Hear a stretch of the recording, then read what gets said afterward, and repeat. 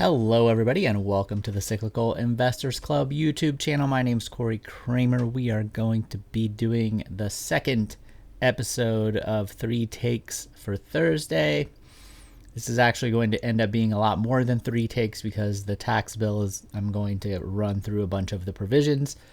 And so there'll be a bunch of takes on that one, and I'm counting it as one. So the news stories of the week that I'm going to comment on, and these are just my opinions, are Coinbase inclusion into the S&P 500, Ray Dalio's comments on inflation and treasury yields and credit default risk for the United States government, and finally the tax bill, which has passed the U.S. House by 1 vote. It's not law yet. It will probably change, but this just came in earlier today.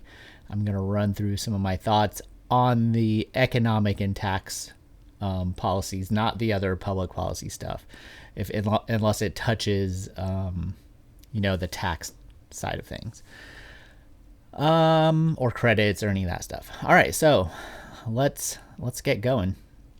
So Coinbase joins the S&P 500 days after Bitcoin soared past $100,000. So there it is now in the S&P 500. I checked today and saw that the ticker was in there. This one's interesting because I did some research last summer about stocks that are being included in the S&P 500 because the S&P 500 was doing whatever the committee is that chooses these stocks had been doing a horrible job choosing the stocks to include. And so I went back and did a little research, and I looked at the returns. This is mostly near term in the past 5 years or so.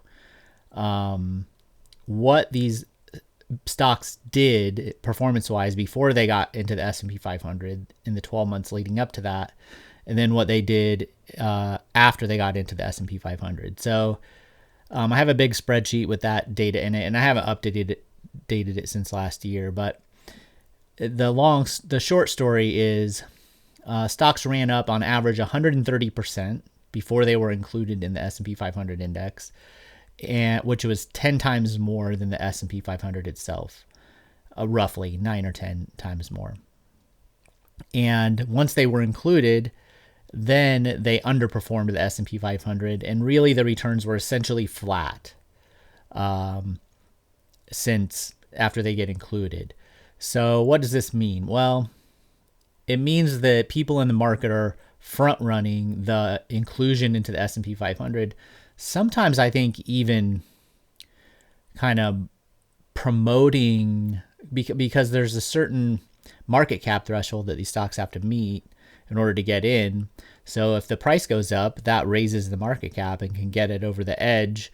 And then if they get the committee to put it in the S&P 500, basically what that happens is it forces a bunch of index investors unknowingly to have to buy the stock because it's now in the index when it previously wasn't. And all the people that helped push the stock price up 100% before it got in then have all this they can sell basically to, I don't mean it in a mean way, but like a bunch of ignorant people who don't even know what they're buying, who are contributing to their retirement funds, money. So, I mean, it's not really a scam, but it's,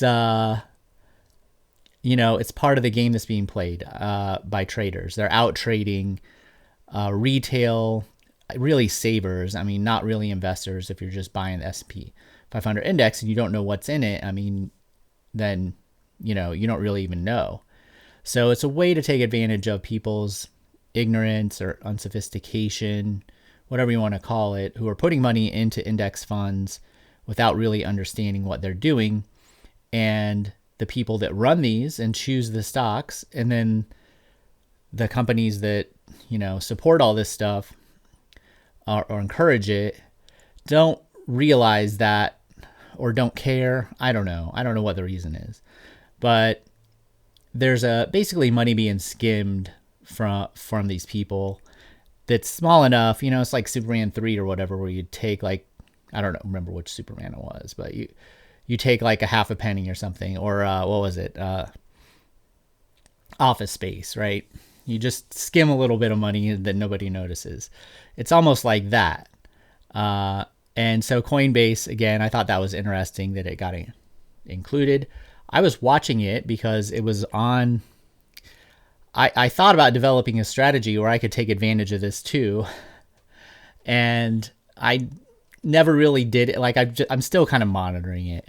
It's not really my style of investing. It's really, that's really like a trading thing. And so I've been looking at it more closely just to see if it's something I want to do. I mean, I don't turn down free money usually, even if it has more to do with trading, but I'm not actually doing it. I'm just watching right now. So, what's interesting here is Coinbase didn't follow the exact pattern of the past, but what you can see is when the S&P 500 announced on September 6th, 2024, a batch of stocks were going to get put in, we see that Coinbase stock immediately, it wasn't one of the stocks, but it immediately started rocketing higher, okay?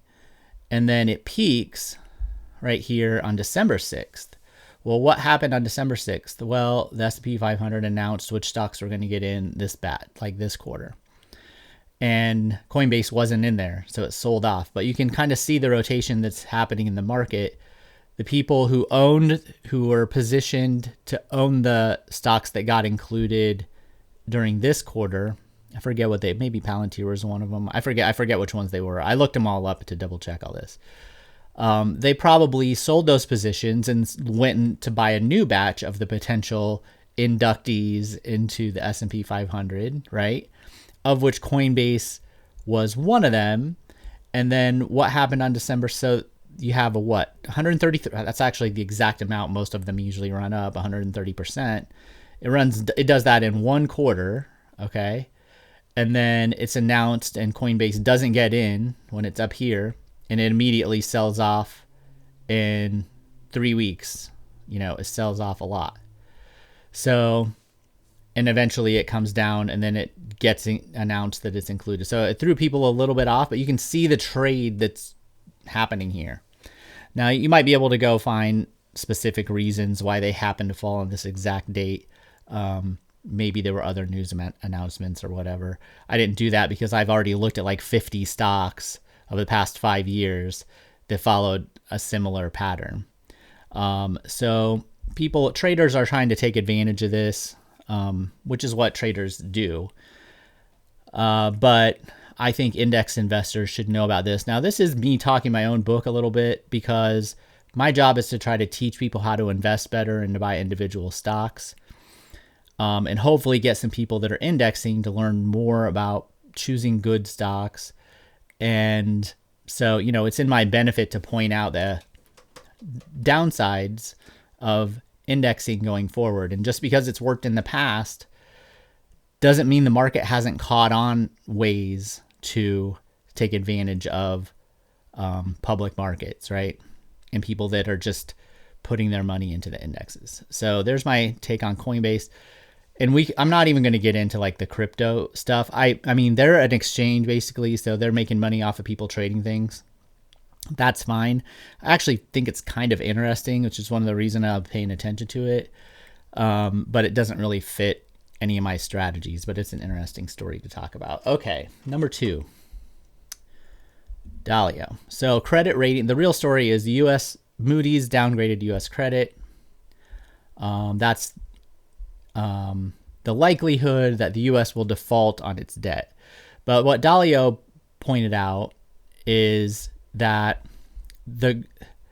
there's more risk to the U.S. Treasuries than what Moody's is saying, because Moody's is rating the default potential, which is still super small but not impossible right now. Basically, is what Dalio points out is, the depreciating value of money. That's inflation. I mean, people are debating what inflation means now, whether tariffs or inflation. When your dollar is worth less than it was and it buys fewer products and services, okay, which is what depreciating value of money is, that's often what people refer to as inflation. And and that's what Dalio is trying to say here, is that it's not that the U.S. the risk isn't that you buy a 10-year treasury and the U.S. doesn't pay you your money back, like your principal back. The risk is in 10 years when they pay you back however many dollars you bought worth of treasuries plus the interest, that we've had more inflation than the interest covered. And this has been the situation for quite some time. If you go read anything on Dalio, he's done a ton of research on this. And this is the big risk of the U.S. debt, is that the entities and the people that are buying fixed income from the U.S. government are going to, if it's longer term, like 10 years is usually what I'm talking about here, are probably going to get paid back money that's worth less than what they lent out. So one of the knock-on effects of this is that a 60-40 portfolio, which is still being touted as a good, safe, balanced, asset allocation, is since January 2022, basically, when interest rates began to rise, which means the value of the bonds goes down and inflation is higher, has been running higher since then. Even the year before it was higher, but that's basically when all these bond market and stock market really peaked in real terms. And this is what's sneakily going to get a lot of people. So this is what I want to show you with a 60-40 rebalance since January 2022. That's what this is set up as. I have it set up to pull out 1% per quarter. So think the 4% rule, right? So you withdraw 1% per quarter from this portfolio, and then it's rebalanced each year. Here's the returns over the past 3.5 years since January 2022. The ending balance nominal is a slight loss of $9,000. Now remember, you are pulling money out of $9,615. Annualized CAGR negative 0.1. Now that's nominal. When we get into inflation, which I have it on once we include inflation, your every $10,000 is down to $8,356. So you basically lost 6.5% or 16.5%, sorry, in real terms once you adjust for inflation. So this is inflation adjusted. Now, if you are not looking at the inflation adjusted numbers, you can look at it and say, that's where you're just barely down a little bit and you've been withdrawing money.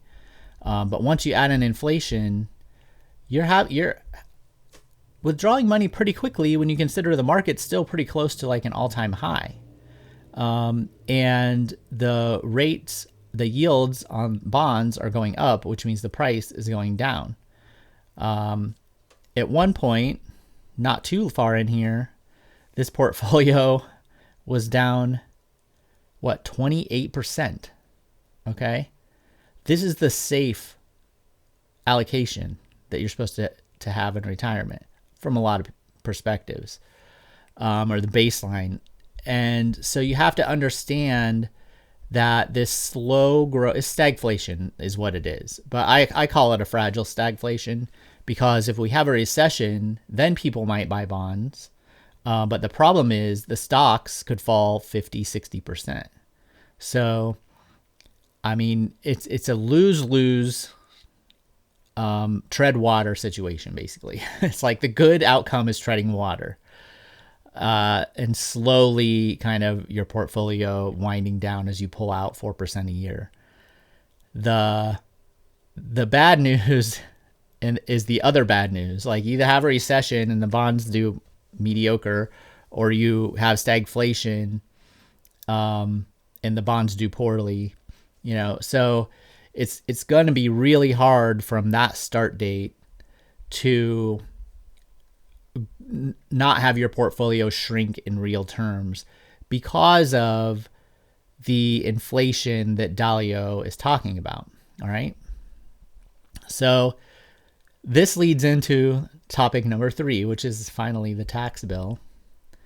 Again, this isn't totally passed yet. It's passed the House, but it hasn't passed the Senate, and they haven't gotten together, reconciled the differences and all that. So it will change probably a little bit.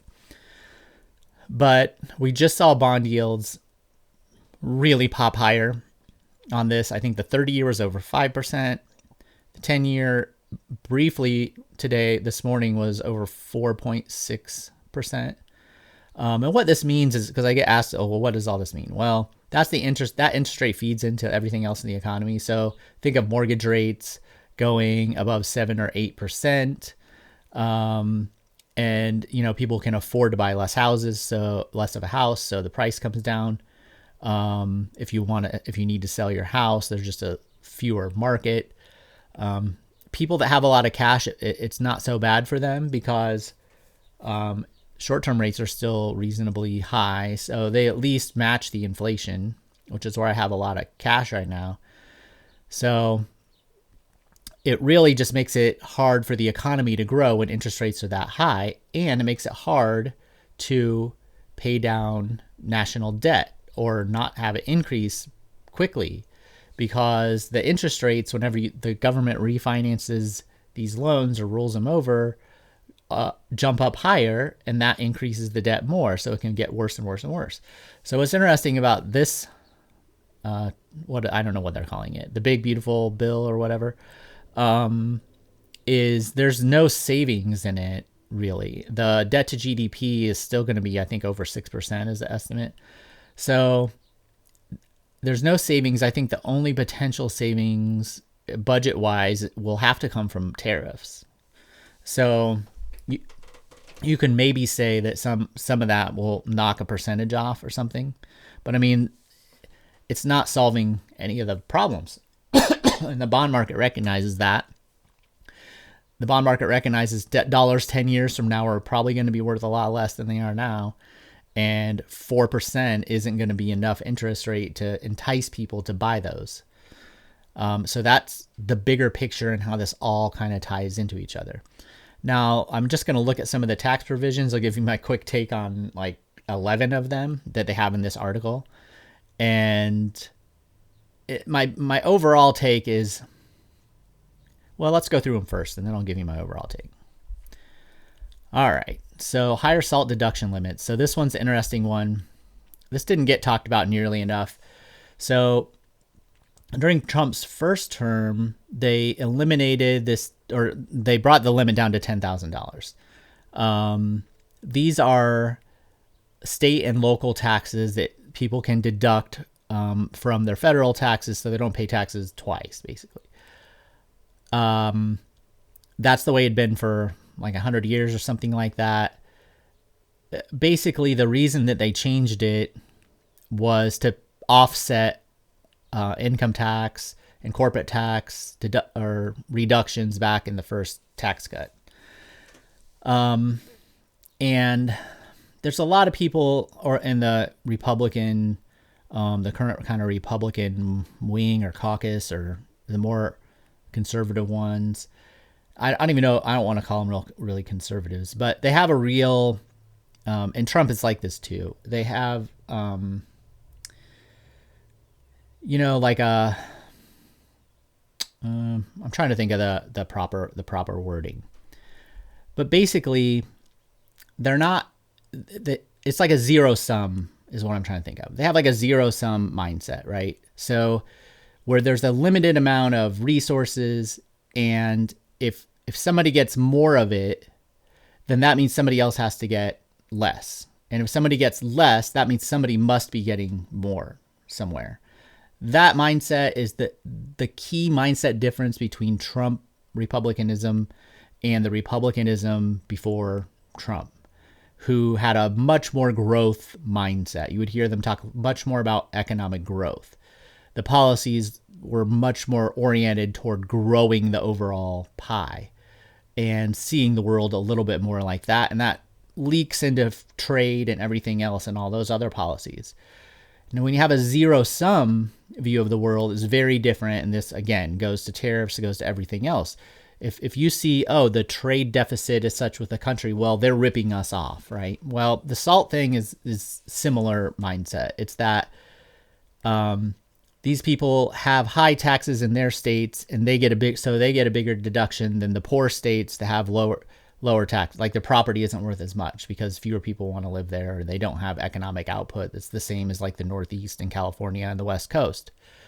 And so it's really a zero-sum thing where some people look at that and think that's not fair because they get to deduct these high taxes and we don't. And so that's why they went after this. It was viewed as a red state, blue state thing, and you're going to make the blue states pay. That was the original mindset. And the interesting part about it is this is why the Republicans lost the 2022 midterms. You can go look. So my background is in political science. You can go look at the suburbs of Philadelphia and look at those districts, and some in New York, the ones that are in the Salt Caucus now, basically, that are basically saying they have to raise this limit. A lot of those were the ones that lost the election in 2022, right? And I think a lot of that still held over to 2020. And so it wasn't the entire reason Trump lost, but it was a significant reason. There's big parts of Atlanta area that have expensive real estate as well. And so while this was targeted at New Jersey and New York and Massachusetts, it carried into some of these red districts, right? And this is a lot of money for people. This is like real money that people notice, and people that actually vote too. So that zero-sum mindset kind of backfired because they kind of had some friendly fire in there. And that's what happened during those two elections. I mean, that's the key difference. And so now we see them trying to change that, alter it, and that's what's happening here.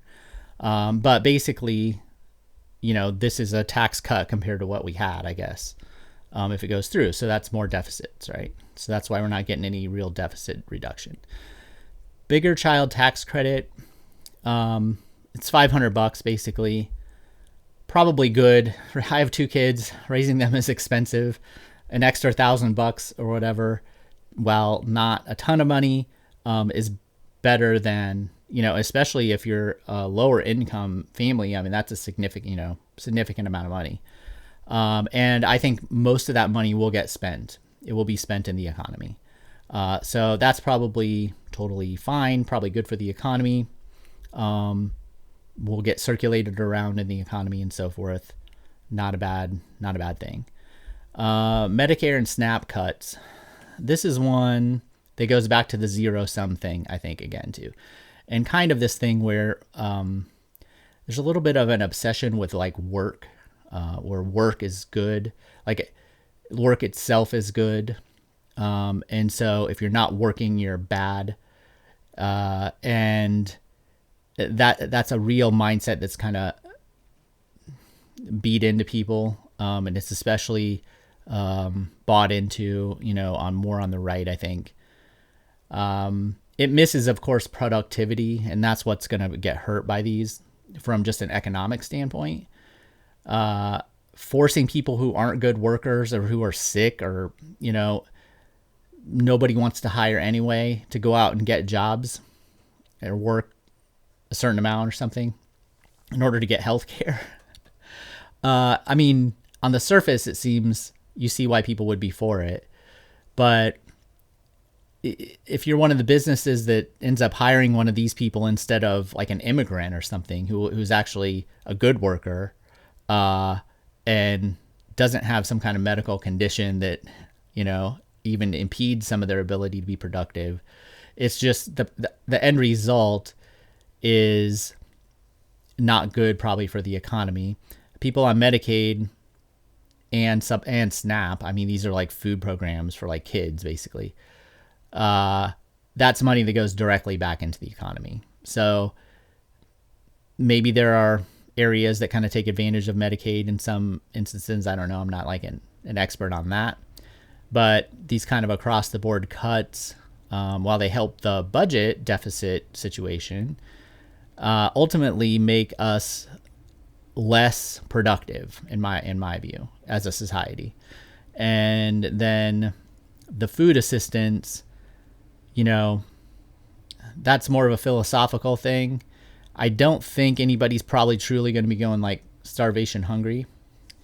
But, I also don't think it hurts to make sure a bunch of kids have food. So even if there's a little bit of waste, again, that's money that's going to like a grocery store and they have employees, and it just stays in the economy. It's not going anywhere. It's not like a real drag on anything. So socially, I don't really see a lot of benefits there. And economically, I don't see a lot of benefits, but it will help in a 10-year bond situation that will probably allow us to lower tax rates, I guess, to some degree. Okay, bonus deduction for older adults. So this is just in there because Trump promised that he would stop taxing Social Security income, if I remember correctly. But the problem is the reconciliation process they're using for this bill, in order to get it passed, doesn't allow them to make changes to Social Security benefits. So this is a way to make up for the fact that they can't get that promised tax cut, and it's dumb. It's older people. I mean, basically what they just did is they took food away. They took food away from like kids and really poor families, and they gave it to people that are making like $50,000, $60,000, $70,000 a year in a tax deduction because they promised they would do something like that. I don't think that as much of this money is going to get spent back in the economy by older people who don't tend to spend as much as people that need to buy food, right? So economically, it's there for political reasons, basically. Okay, and that might be one that goes, honestly, in the negotiations.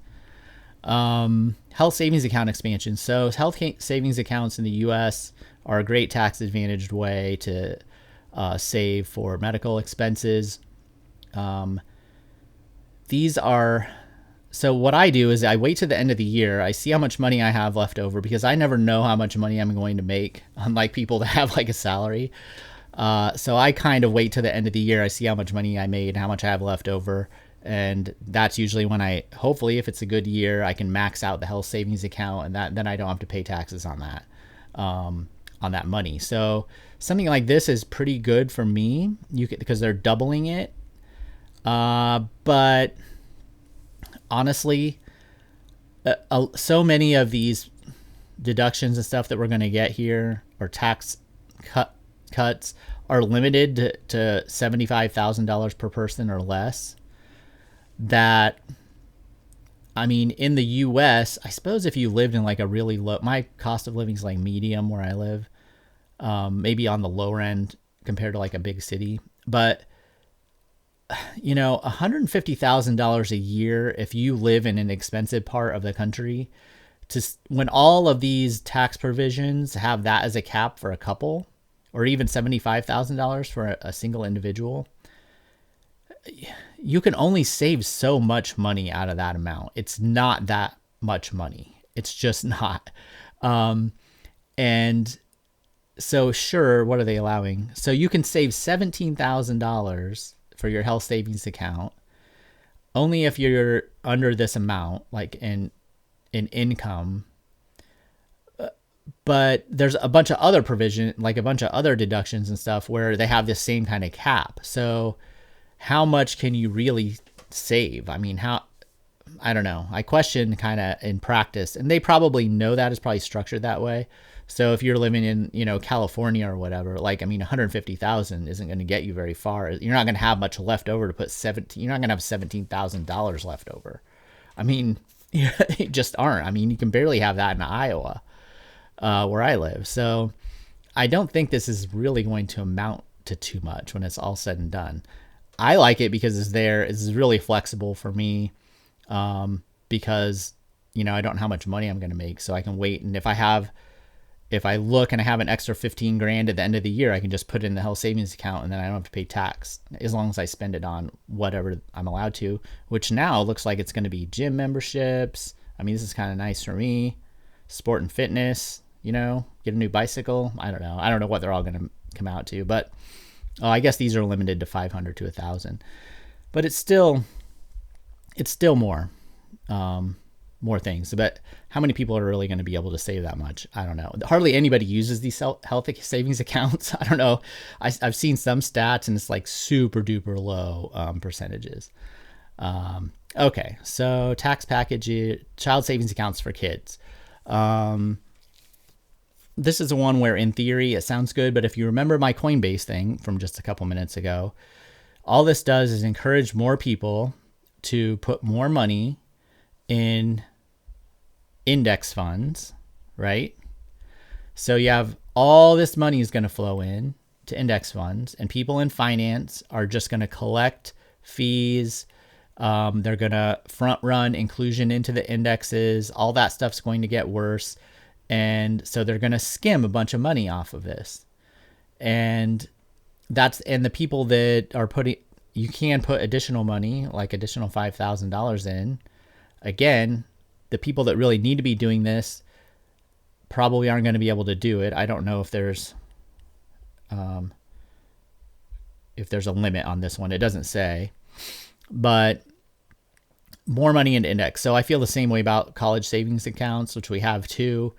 I don't use them for my kids because I don't like that you can only buy index funds with them. And I choose to just pay taxes on it. I just set their own accounts up and pay taxes to have the flexibility to buy the investments that I want instead of giving a bunch of free money to the financial industry for doing nothing. All right. Sorry. I probably have a lot of financial professionals that watch this. It's nothing against them, but I mean, if you set up a target date fund that's programmed or whatever to do a certain thing, and it's on autopilot, basically, you really aren't doing much to the people that set up a 401k or, the student savings accounts and everything, and that just kind of allocate their money and then, never look at it again. There's not like a whole lot of value being added there other than trying to get people to save, which is what most of these things are trying to get people to do.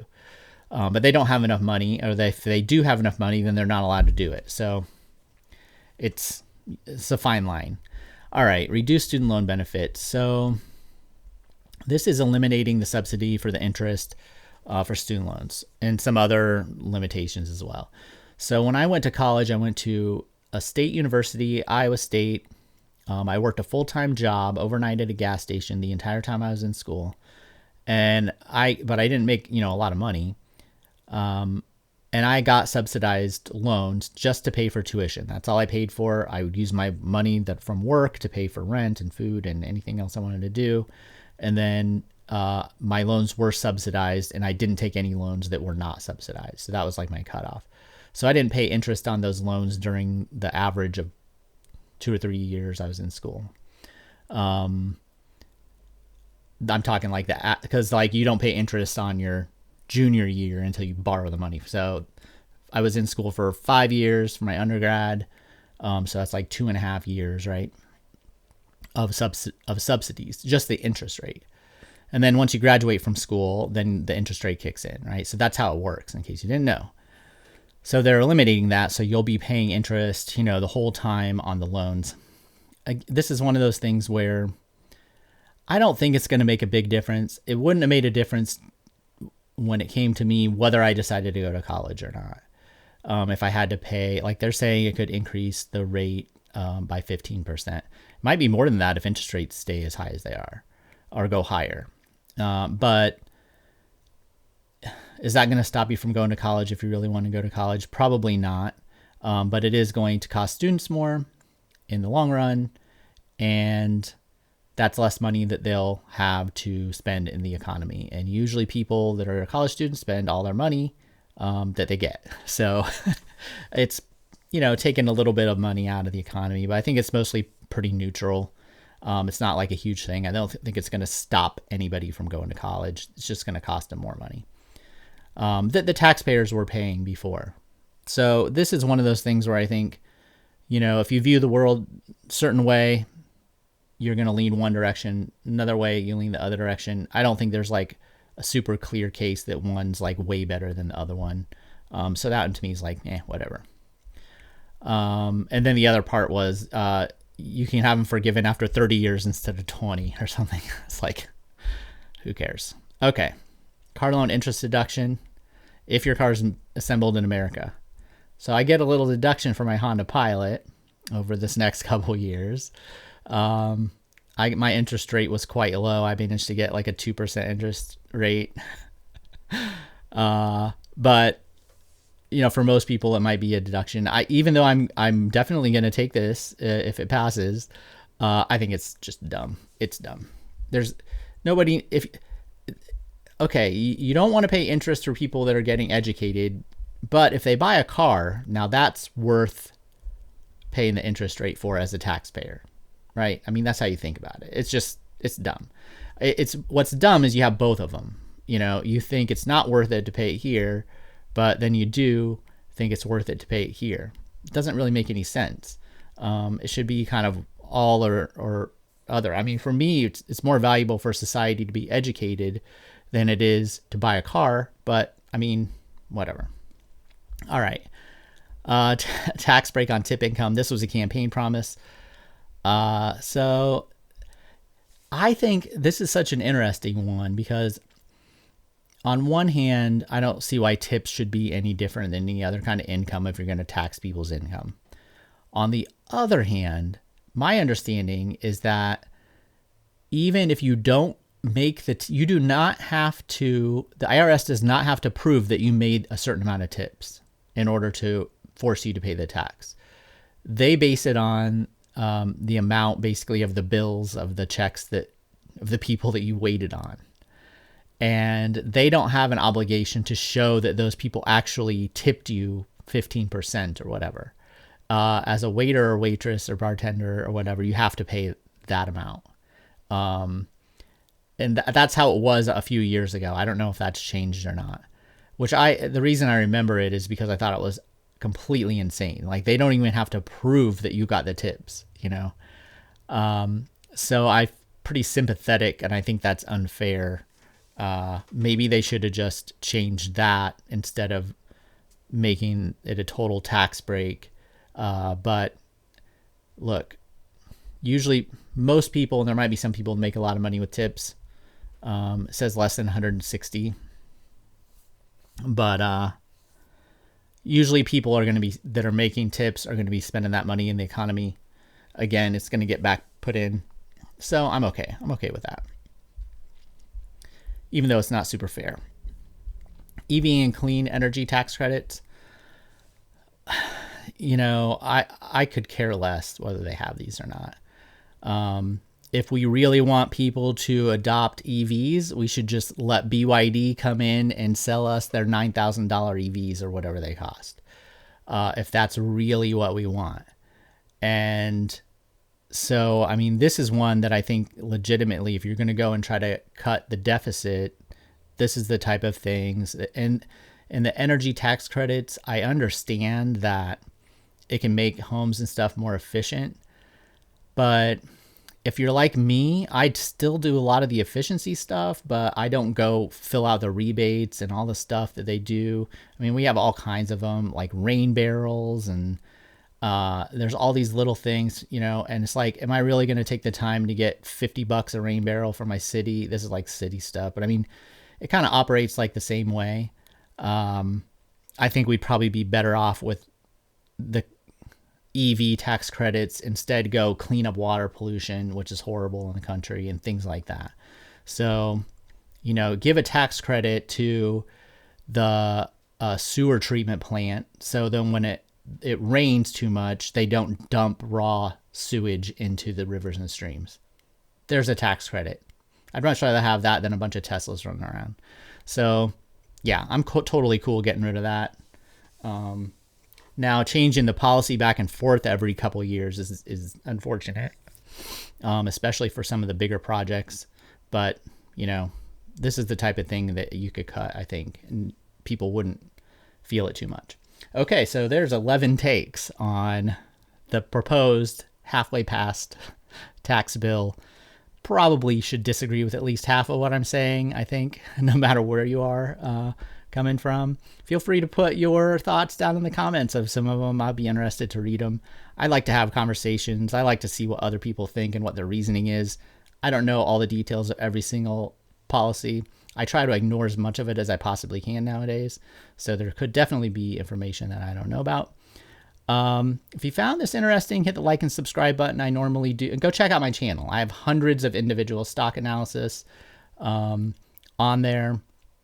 And that's normally what I do. So this is kind of a new format I'm adding. Thanks for watching. See everybody later.